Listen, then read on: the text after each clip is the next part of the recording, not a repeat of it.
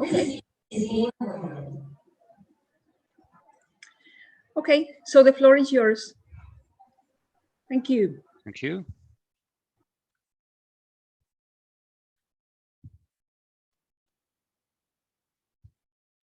And I hope that my slides are visible at the moment. Okay, so a warm welcome from Budapest. Unfortunately or unluckily, I'm not there with you, but I noticed from yesterday, also from the evening plenary, that you had a great time there. So in this afternoon workshop, I'm going to talk about the labor market and the complexity of the labor market, and then how is it actually affecting the daily practice of all type of career guidance professionals, including the case officers in the public employment service, people in the pedagogical guidance institutions, and then even in different non-governmental institutions. So in the presentation, I hope that we can build in some of your activities as the audience. And I'm planning to talk about 4 main issues. So the first is about the skills challenge. As I was also listening the morning presentations from the Commission and from different providers and different entities of the networks for learning and working mobility all around Europe, I noticed, and this is not an accident by chance, that the word of skills has been repeated frequently, even more the next year in the European Union going to be the year of the skills. So I want to start and challenging all of us in this afternoon about the nature of the skills, and then probably additionally how we are translating the skills to our own languages. Then I have a few slides about the pros and cons, why the current labor market is more complex than before. And I also try to gather a couple of examples for our better understanding. As our working language is English, what I easily found are examples from the United Kingdom and from the USA. Nevertheless, I mean, the examples are in English, but we can easily could find the same issues from Spain, from Hungary, or from any other country. And then in the last part of my presentation, I try to challenge you. I try to ask you a couple of questions, and I would be really eager to see your feedbacks as you are professionals or you are representing different professional networks. So let's see what we have here. Just changing with the first slide. So what are our departure points? So how can we analyze the current situation and the nature of the skills, even using the Latin word valuta, which is in English is money? We often see that the skills are the valutas of the modern societies, and then from the OECD through the different communication and research papers of the European Commission and different institutions of the EU. I noticed in the morning the CEDEFOP, ETF, Dublin Foundations, and others were quoted by the different DGs representative. So everybody is talking about the skills, but then questionable point is, as we are coming also from the field of social science, that why skills are so important and why this situation is here. Is it really a completely new situation, what we are facing with, or are we talking about something which was always with us? And here I want to just quote 2 research papers, and all the references will be visible in the last part of my presentation. So the first says that we are living in the skills bias technological changes, which are basically overrunning the traditional skill sets. And this obviously has implication in vocational education, in adult education, and often what now we are seeing nowadays, this another buzzword in the European communication, we are start talk about the micro skills. And then even if you open the ESCO, which was introduced this morning as well, the ESCO is basically describing technical skills and then overarching skills, but already in the new version of the ESCO, which is under the preparation process, there is discussion about the integration of the so-called life skills. And for example, career management skill is one of the life skill, I believe. So it has a role to play here. So what does this disruption mean in the daily practice? That we used to live in societies where the skills were structured by the school system, the skills were given by the school system, even if we are talking about initial vocational education or we are talking about the higher education. And skills which were earned, delivered during the school life were more or less fine and okay and easy to use during the working life. Obviously, there are 100,000 of literature about lifelong learning and why lifelong learning is nowadays a reality. But what we are really observing that we are not only talking about nowadays the full skill training of professionals, but we start talking about the micro credentials, the short-term trainings, and even different type of skill sets. To giving you the concrete examples beyond the, for example, the Europass, and I think that Europass in a very smart way, partly also copying the for-profit companies. What LinkedIn has been doing in the last couple of years is very much about focusing on micro skills. So when you can earn different type of badges in the LinkedIn, and I'm sure most of you in the room already registered in the LinkedIn, so you are maintaining your profile same way as I do. And then when you are filling up the LinkedIn CV, it's also asking you about your different skills, and immediately the artificial intelligence behind the LinkedIn platform realizing that, oh, this type of skills assessment probably are for you. So the marketing is coming in the front of you and then telling you that you can go through this or that questionnaires or surveys, and then you can earn different type of micro badges. So it's already there, and then obviously very soon in all of these pan-European learning and working mobility tools, these type of developments will be visible. I mean, we are talking about something which is absolutely understandable for digital nomads. So they grew up with smartphones in their hands, but this is something partly new for the rest of the society. So this is definitely a disruptive situation which is changing the nature of the work or how we do counseling and how we work with clients.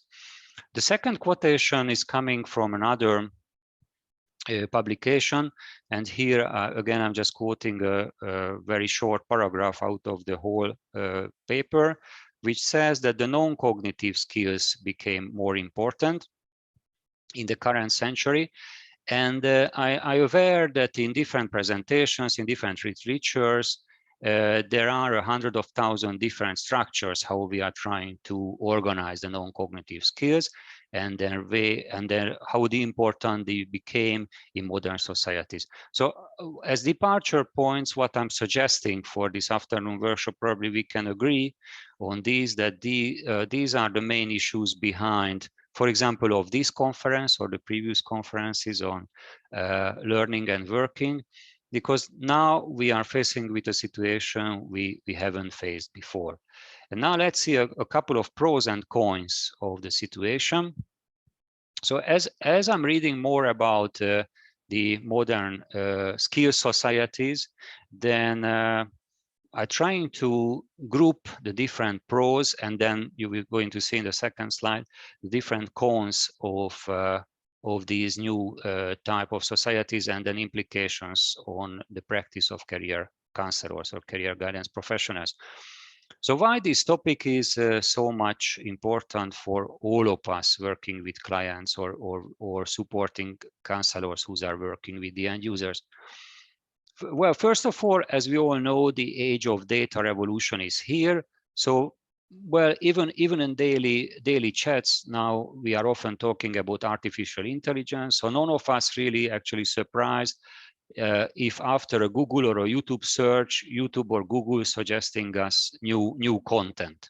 This is already part of the way how we live, or once we we look for a ticket to fly somewhere, and then the second day when we are opening the same computer or the same browser, we immediately realizing that Booking or other platforms where they are selling hotel rooms are popping up, because artificial intelligence behind are watching us and following and trying to find out what the customers actually need much better than humans ever were able to do that.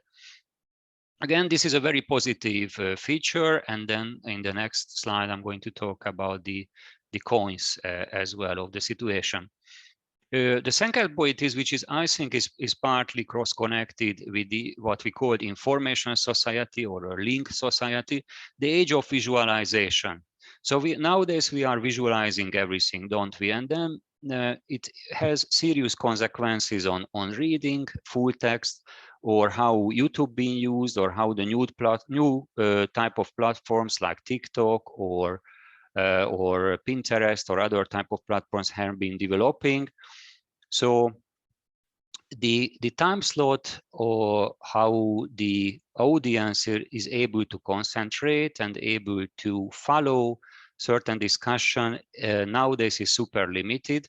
So if, again, just using the example of the YouTube, once you opening a YouTube ad and the ad pop-ups before the content, it's like 20 minutes or 20 seconds, sorry. So 20 seconds, so very short inputs. And then they are trying to capture the eye of the audience immediately. And infographics are everywhere. So infographics are now even in the scientific literature, and the old-fashioned way, the old school, how we used to write articles, then you have like 50, 20 pages, or even a whole book of a few hundred pages. You have to go through, if you want to really understand the content, you have to go through the whole publication, and usually you go through linearly in these publications, even we are talking about fiction or non-fiction books or scientific literature. Here with the visualization, you want to gain the content immediately. So it's like an instant society. So there are two ways to cook a good soup. Either you spend a couple of hours in your kitchen, or you go to the supermarket and you buy an instant soup, and within a few seconds, you immediately have something what you can eat. So this is, I think, also very strongly influencing the practice of career guidance and counseling. It's also true that information is highly accessible for almost everybody. Still, we are talking about people who are excluded from digital society. And for example, the DASHI index, which was also discussed yesterday evening from some of the Commission representatives, which is about the maturity index of European societies concerning digital society development. We also know that, for example, DCOMP skills or digital skills are important features. If you have those, then you are able to take part of the information society. If you don't have those, then you are excluded somehow. So we take it into granted very often as guidance professionals that information is everywhere and information is accessible for everybody. So even sometimes we are wondering why people are still visiting us instead of going to the Google, don't they? So then they can find the content they are most interested in. And all of these three features, I think, is very strongly connected with the democratization of the access to information or employment and learning.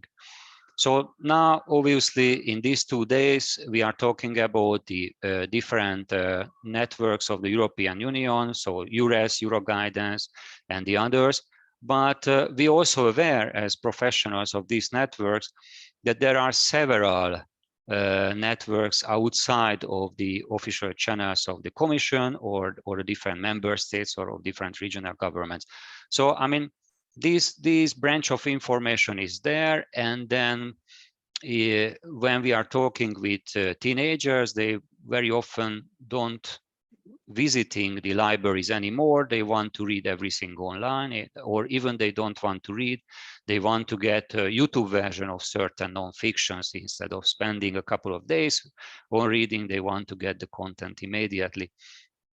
So we keep repeating this as a mantra, and I think it's now I'm going to move to the cons. We keep repeating as a mantra that information is highly accessible, and then whenever end users, citizens want to learn more about learning or working opportunities, the only thing what they need to do, they have to go online, they have to find the right platform, or even they don't need to find the right website because they just simply Google it or use any other browser or other engines. Even most of the institutions like public employment services, pedagogical institutions, and others nowadays building their institutional strategies around the internet. So we are not really talking anymore about institutional strategies where the internet is excluded, but even more, we are nowadays, again, as a buzzword, we are talking about MCM models, so multi-channel management models, where we sometimes even believe, probably misleadingly believe, that face-to-face communication is not as important as used to be before, especially after the 2-3 years of the COVID pandemic. But we do believe that if we build chat robots on our websites, and then we shooting excellent YouTube videos, and then all of the surveys and questionnaires are running online, all of the information about the job seekers benefit, the learning opportunities, the health and social conditions or institutional structures of certain countries are available online, then the job is done, and then the customers should be happy. So these are the pros. These are the nice side of the current revolution and current changes. And then let's see a couple of other issues which I collected as probably the cons. So probably as the dark side of the current situation. And as you're going to see, then in the second part of the presentation, I will bring you 2 concrete cases, and then probably we can jointly discuss the situation and then your own reflections. So what could be the cons? So why is a dark side also of the information society, as we often label the current situation? So I believe that first of all, very often there is a lack of clarity how individuals can interpret data. So it's one hand true that there is plenty of information in the internet, especially if you speak English, but in many other big languages, for example, like Spanish, not as much in Hungarian, for example, or in Slovak, but in big languages, obviously. Then the question is that if I am sitting alone in front of a computer or in front of my tablet, or nowadays my big smartphone screen, do I have the maturity to interpret this information? And for example, this is an important element of a DICCOMP competence framework. So if any of you would check the DICCOMP 2.1, then it has 5 different pillars, how they are measuring the information literacy level of European citizens. And then the interpretation, the understanding of the data, what I can find online, is definitely an issue. And immediately, if we are translating this story for a 14 years old or a 13 years old level, who has to choose a secondary education, or even in some countries, the age of 10, very young teenagers, they have to pick a secondary education or vocational education.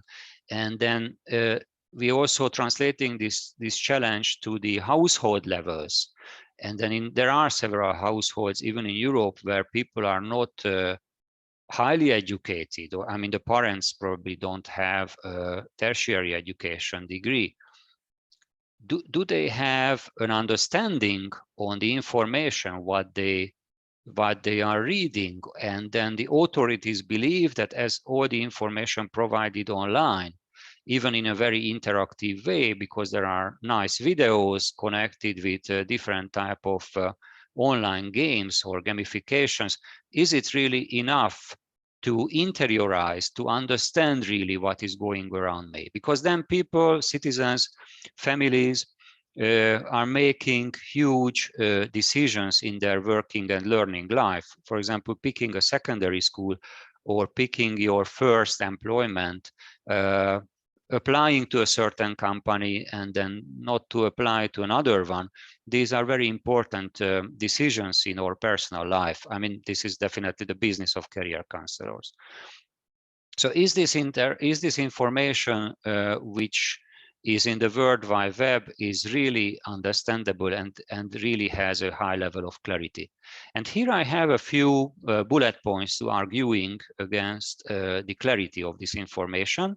So acknowledging that this information is there, but also saying that there are certain issues around this information, or this information tsunami, even we can call it an information tsunami sometimes, which are hindering us. So then we might facing serious problems, even if we have a very high level of education and we speak different languages, to really interpret, to really understand what's going around us.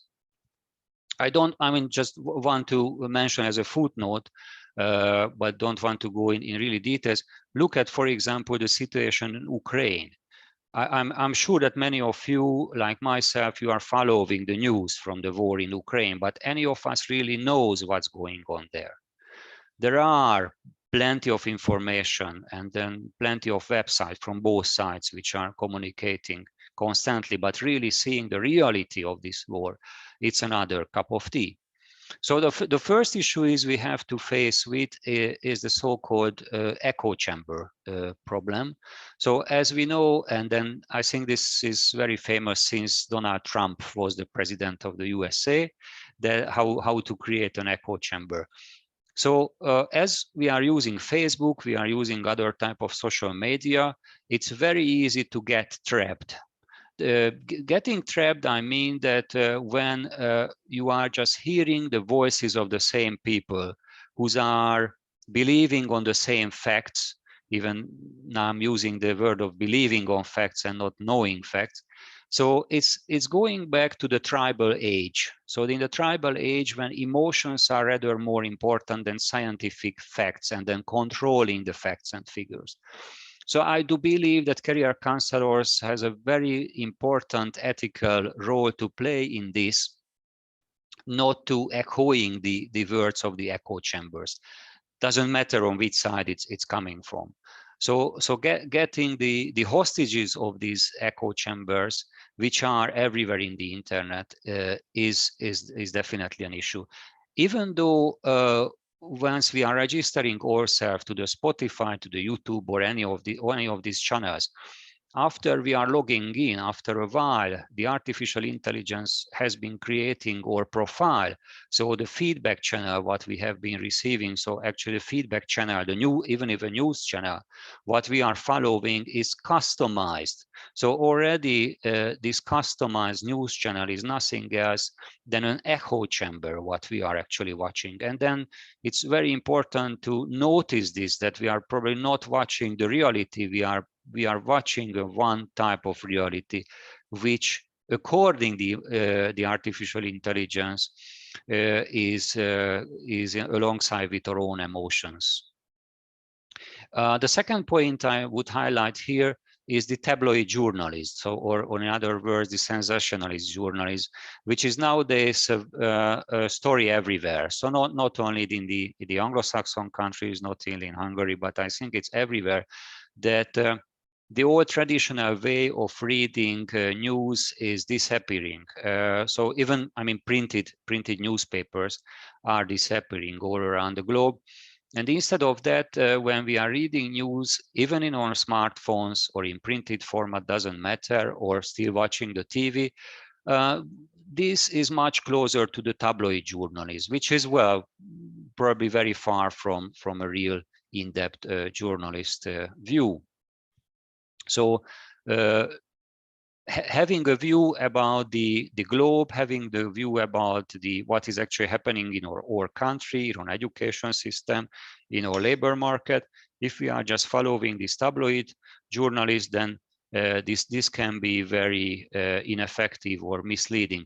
Just giving you a very concrete example, I heard these words also this morning, bottleneck occupations. There are bottleneck occupations. And then we keep repeating the bottleneck occupations endlessly in Europe. But what's the real meaning of this? So are we talking about occupations which are hard to fill in certain countries, which is because of the wages are so poor? Or because they are in so rural areas, then these areas are unpopulated, or because these jobs are so dangerous. So what's the actual meaning of the bottleneck occupation in a certain country or a certain region? We as guidance professionals are responsible for this, to understand and interpret these information for the end users. And two more issues probably to pick here as the cons of the situation. One is about the super short way of communication. Well, this presentation, this workshop is almost like 1 hour long, so it's not short at all. But when we are just having like 2-3 minutes video clips about very complicated issues. So on one hand, as we mentioned in the previous slide, there is a democratic access to information, because now if you want to see how to build an aeroplane or how to build a nuclear power plant, you go to the YouTube, I'm sure you find a 5 minutes video how to do it yourself. But it doesn't mean that this short way of communication are really enough to support the learning, as the pedagogists like to call it. So the learning process, the learning curve cannot really start just based on a 5 minutes or 10 minutes video clip. So the digesting part of information is missing from this. And the last point here is the only visual communication. Just quoting here the TikTok, which is absolutely a super, the super trooper among the youngsters, among the teenagers. They already feel that YouTube is an old-fashioned way, or Facebook is old-fashioned for the older generation. So then they are just communicating with visual communication, which is also connected with bullying and harassment and many other negative effects. So what are the outcomes of all of these stories around us? That even though the information is flooding us in the daily life, not only in the working and learning life, but in all other parts of our life, there is no context. So very often the context of the information is missing. So we pick a certain information without understanding the surroundings. Like when you have a map in the Google map, but you don't know where you are exactly. So you see that you are in a certain part of the city, but you have no understanding about the size of the city or how to navigate yourself in a certain city. The clarity is also very often missing. And then it also means that this information, what you can gain in this way, is very often unreliable, not trusted, or trusted by those who are sitting in the same echo chambers as you do. So then let's see two very concrete examples from employment. What are the practical implications of this situation for our life?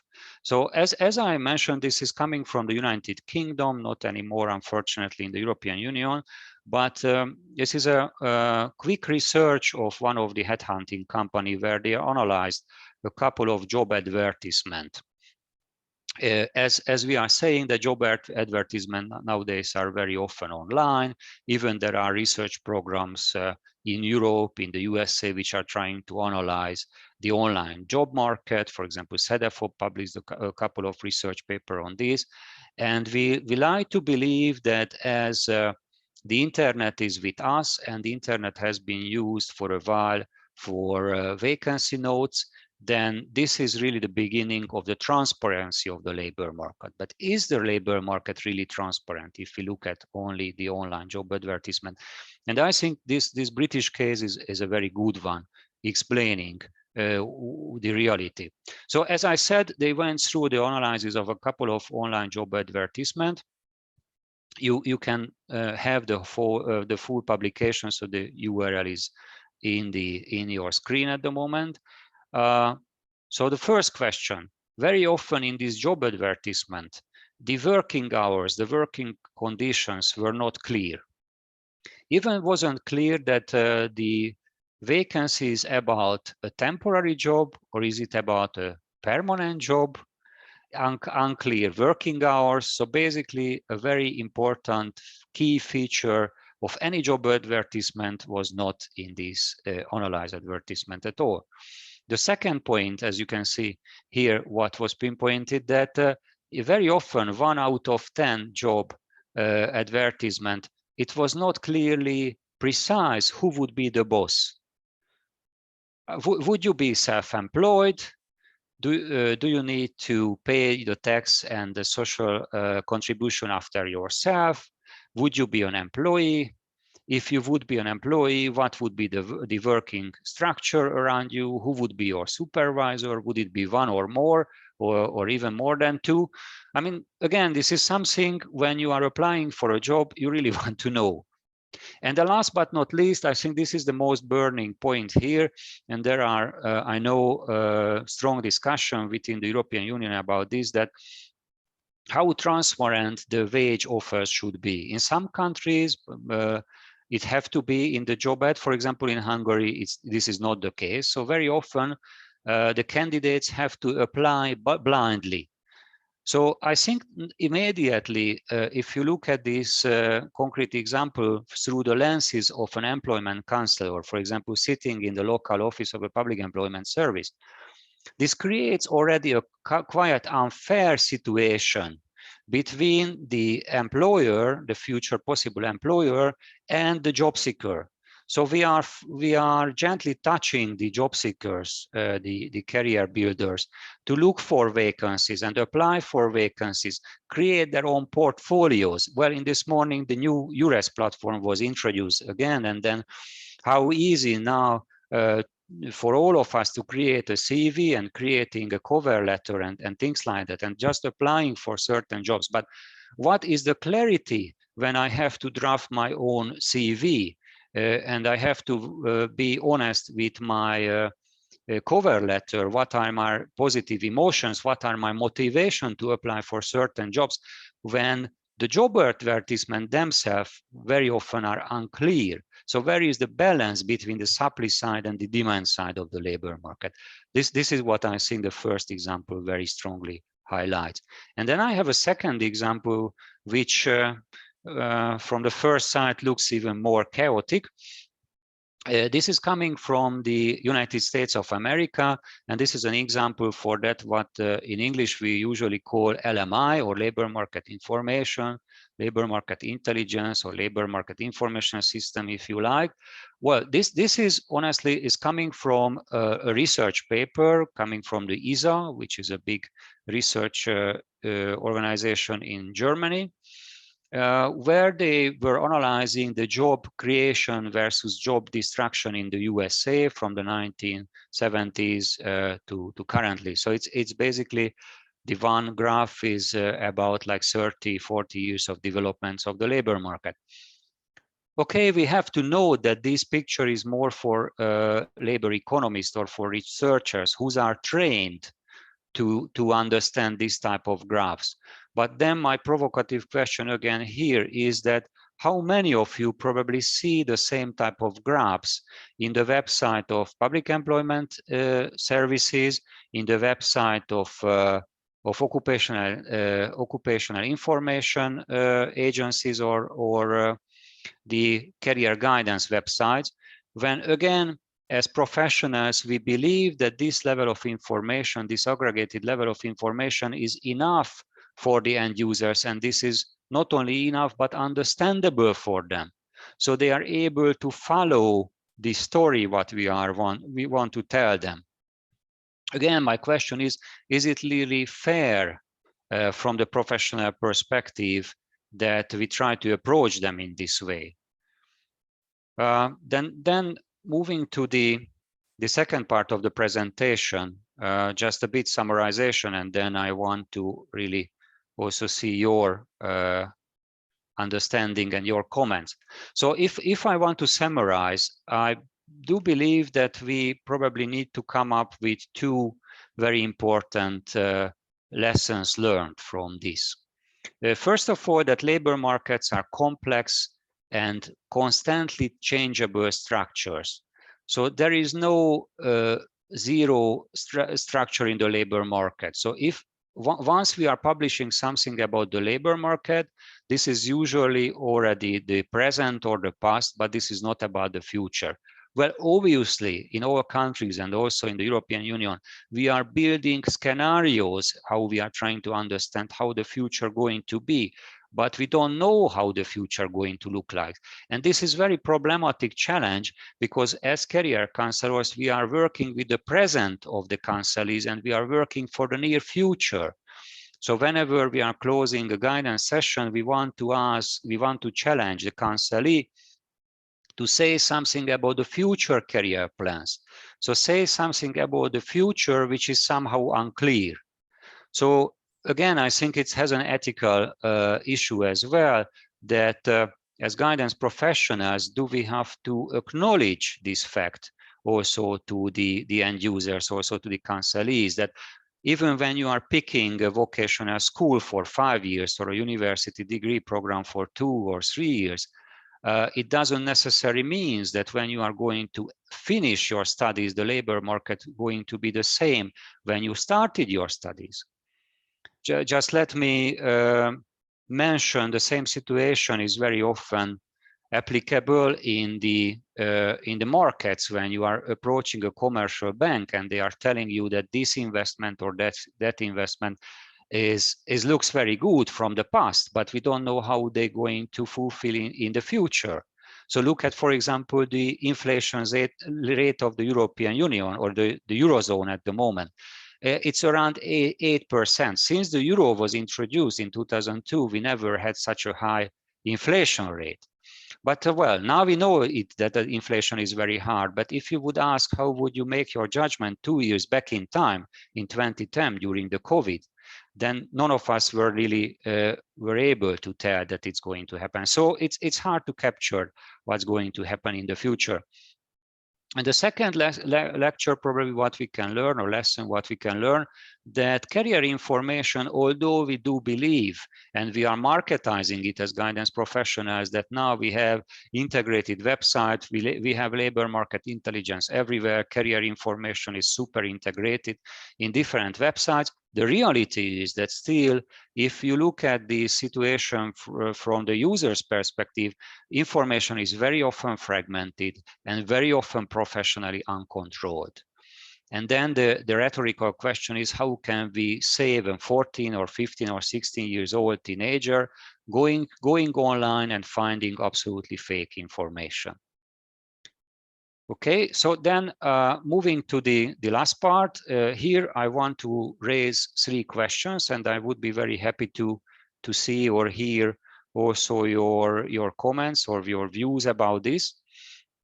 The first issue what I want to highlight here, that I think that the traditional, what we call survey-based labor market information, so survey-based, just to explain what is in the screen, survey-based basically means like how we are still doing the labor force survey in all European countries, that the National Statistical Office are knocking on the doors of certain households, they asking them, are you employed? Are you unemployed? If you're employed, what is your job? What's your ISCO code? If you are unemployed, are you looking for a job, and so on. So whatever we are observing, this is retrospective, although statistically absolutely correct. So that's my first question, that what is your own judgment about reliability, usability, and unreliability of this information? The second question is the aggregation of the labor market taxonomies. It's very good, very fortunate that one of the morning presentation was about the ESCO. Here I'm quoting the ISCO, which is, as we know, is an aggregated occupational structure of the ILO, but also under the ESCO, basically still the ISCO engine is running.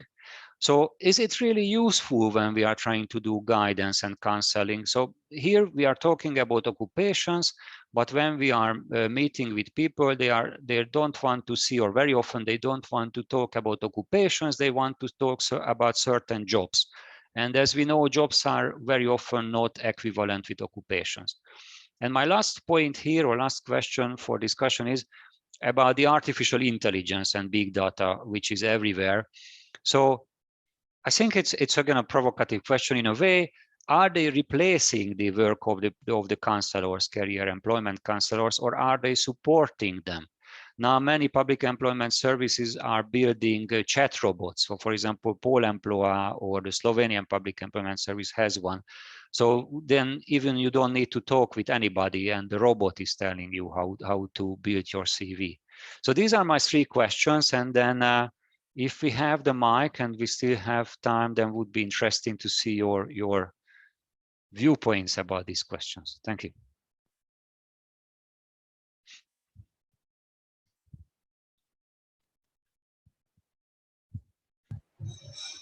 Thank you so much for the presentation. It was very thought-provoking and provocative. I have a few comments and maybe questions as well. In terms of when you explained about Europass copying LinkedIn's, skills, micro skills-based courses, I feel that this is not about copying, but really being able to provide an opportunity for people to have the same option of understanding their skills, whereas LinkedIn is much more commercial and they are using data for profit. I think Europass is an alternative where we're really looking at providing the same kind of opportunities, but having it as a choice. So people are self-assessing their skills, understanding themselves, and they are not faced with this commercial, take this course, take that course, or you have to do this. So this is one part of it, but indeed, the points you mentioned about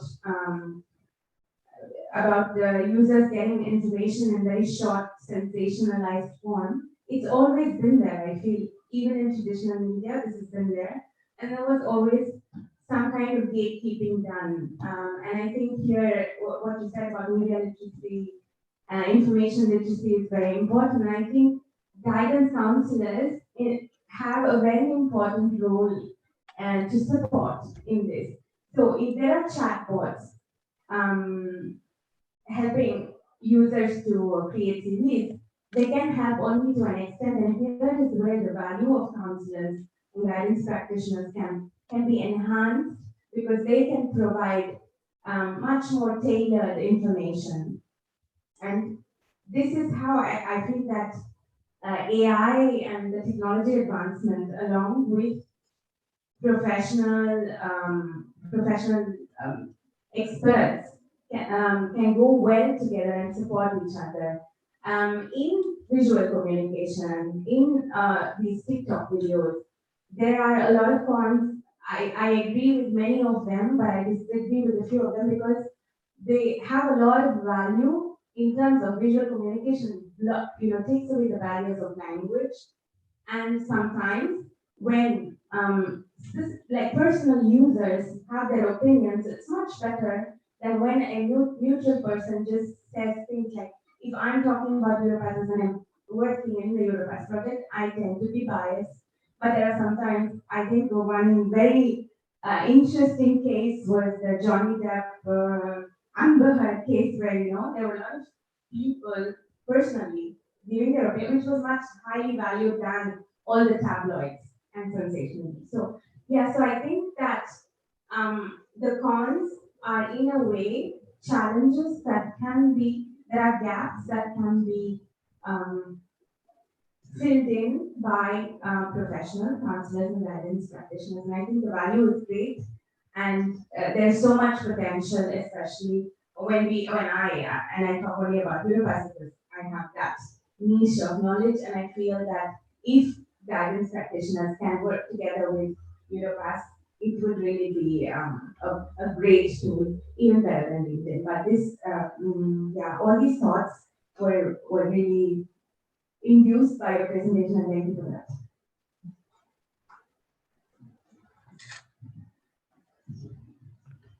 Just a practical question: that are we collecting more inputs, questions, or shall I try to address immediately? Because I think it was partly a comment, And then, sorry, I had some technical hardships to following you because of probably the quality of the mic.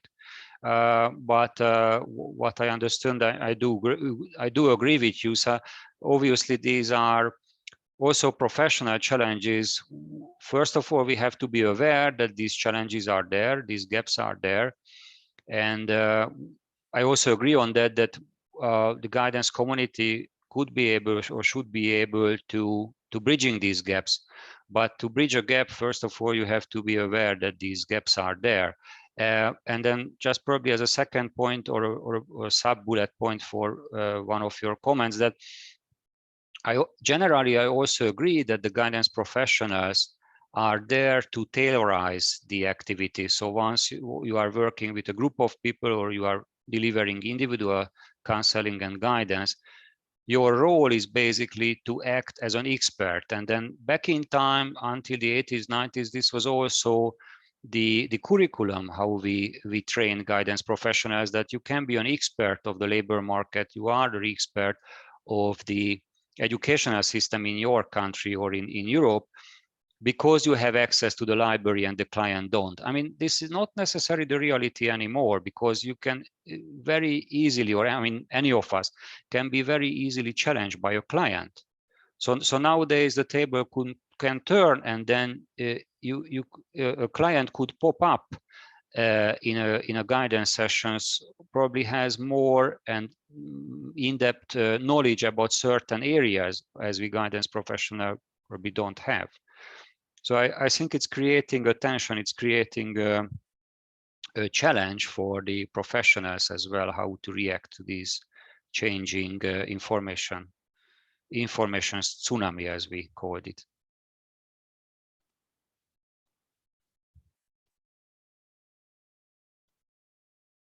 Just, yeah, trying to find, yeah, sorry.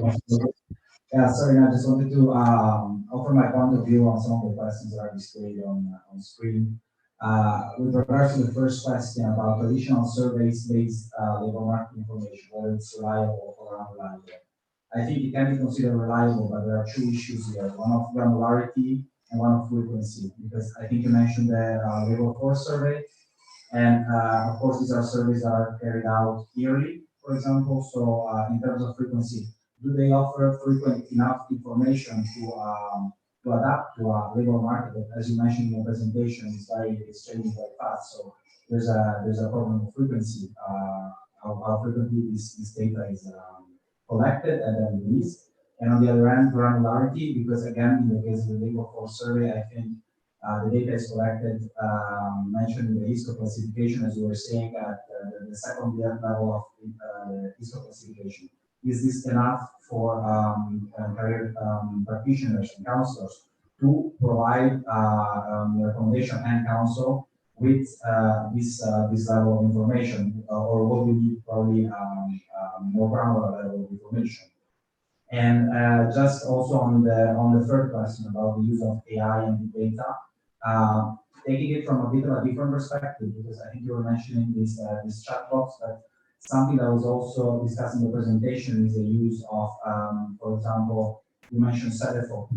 Something that Cedefop is doing is collecting online job advertisements to offer a perspective on occupations and skills that are demanded across countries. So these experimental methodologies nowadays are very important and very useful, I believe.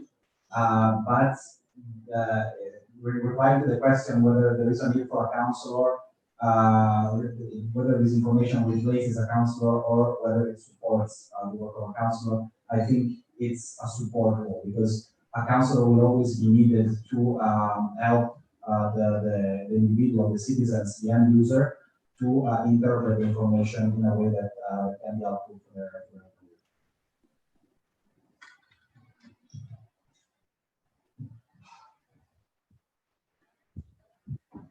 Yeah, well, right. Just again highlighting a few points what you were saying, that exactly the frequency of these traditional survey-based tools is sometimes questionable, but not only the frequency, because that's one issue that we can build on the quarterly updates. So it's, for example, also with the labor force survey, it's quarterly updated in all EU countries, not only yearly. But then when you are zooming in, for example, to certain local labor markets, then the real problem of this survey is the number of sampling. I don't want to go into certain details, but when you are zooming into a city, you are zooming into a certain region where somebody is looking for a job, because people are looking for a job in certain geographical locations. They don't want to learn everything about Hungary or everything about the Spanish labor market, or even not the European labor market as such. We are looking for jobs, or we are looking for learning, working opportunities in certain geographical locations, in certain occupation, in certain fields. So we want to gain more information precisely about that.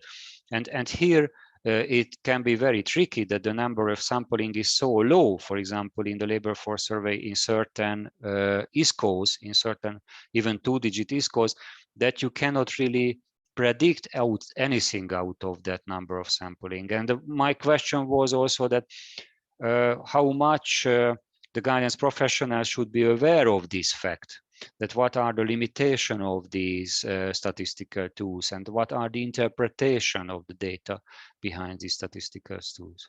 Thank you. Well, if there are more questions or comments.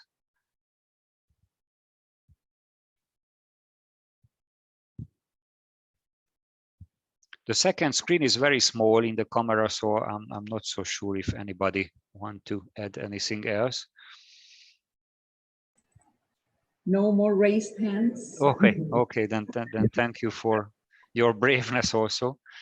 Yeah, just we have a few minutes left. I want to summarize, and I'm probably trying to draft some type of takeaways of the workshop. So the first issue what we can probably put under the spotlight.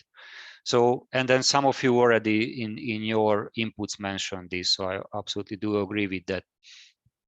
Spending more time with the client to translate the labor market or career information is absolutely a must.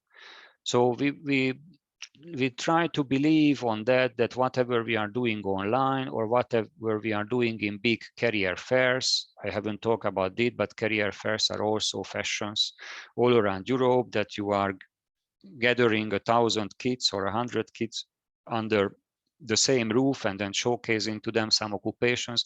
And you like to believe that if it's included with a 3D virtual helmet, then you did everything for career education.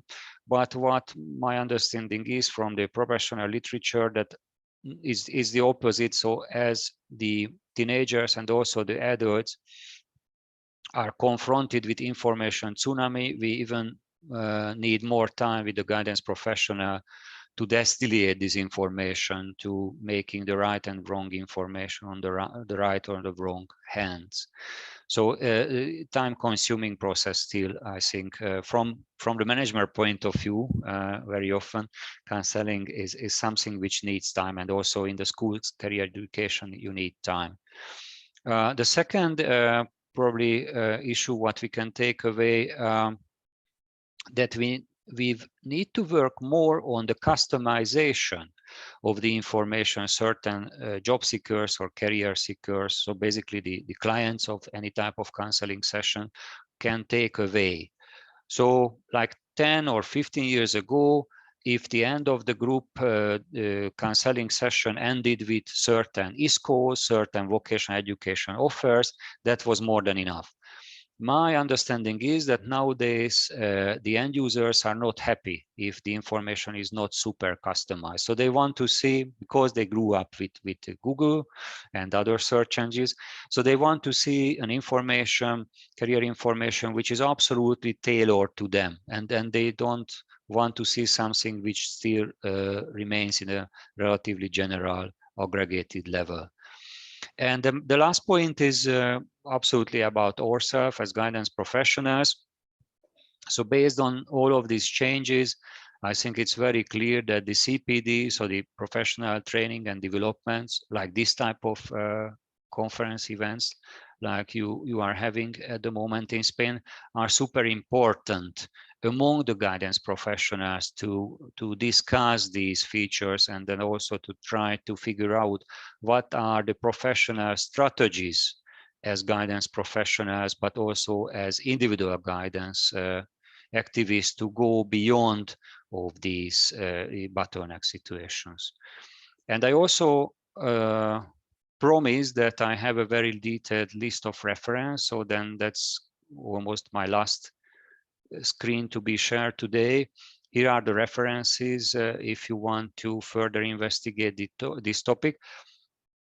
I have to admit this is a huge topic, and there are hundreds of thousands fresh literature around, but probably just let me highlight one publication we did with the Career Nets network. This is a network of the CDFOP, and then I noticed several of my colleagues are also physically sitting in the room, who are member of the Career Net. So last year we published the book, or the CDFOP published the book, and we had different chapters on that about the professionalization and then digitalization of the lifelong guidance practice all around Europe.